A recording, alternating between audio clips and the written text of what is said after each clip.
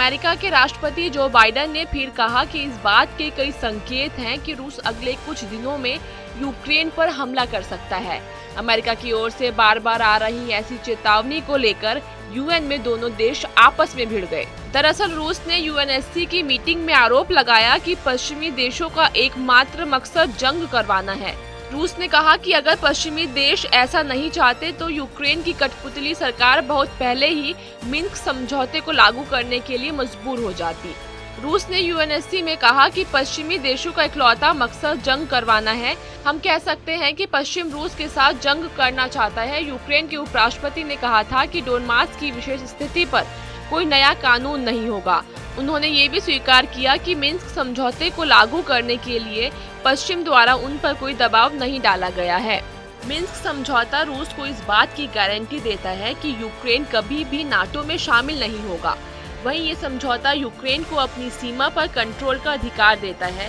हालांकि यूक्रेन ने इस समझौते को लागू नहीं किया है, जो इन दो देशों के बीच तनाव की बड़ी वजह है।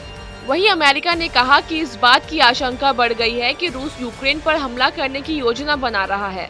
रूस ने हालांकि कहा कि उसकी यूक्रेन पर हमला करने की कोई योजना नहीं है। बाइडेन ने व्हाइट हाउस में संवाददाताओं से कहा, हमारे पास ऐसे कई संकेत हैं कि रूस यूक्रेन में घुसने, यूक्रेन पर हमला करने के लिए तैयार है।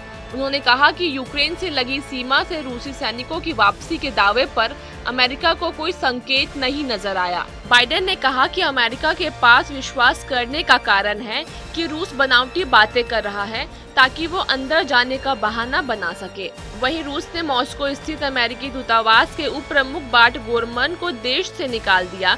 रूस ने ये कदम यूक्रेन मसले पर अमेरिका के साथ बनी टकराव की स्थिति के बीच उठाया है। रूसी सरकार के प्रवक्ता जेसन ने वरिष्ठ राजकीय के निष्कासन के फैसले के पीछे कोई कारण नहीं बताया। रूस के सुरक्षा प्रस्ताव पर अमेरिका के कोई जवाब न देने से रूस नाराज है। इसी प्रस्ताव में यूक्रेन को नाटो में शामिल न किए जाने की मांग की गई थी। दोनों देश अब खुलकर एक दूसरे के सामने खड़े हैं। ये तो आने वाला वक्त ही बता पाएगा कि यूक्रेन को लेकर अमेरिका और रूस में से किसके दावे सही साबित होंगे। ये वीडियो आपको कैसी लगी कमेंट सेक्शन में जरूर बताएं। देश और दुनिया की खबरों के लिए सब्सक्राइब करें हमारा डिजिटल प्लेटफॉर्म TV9 भारतवर्ष।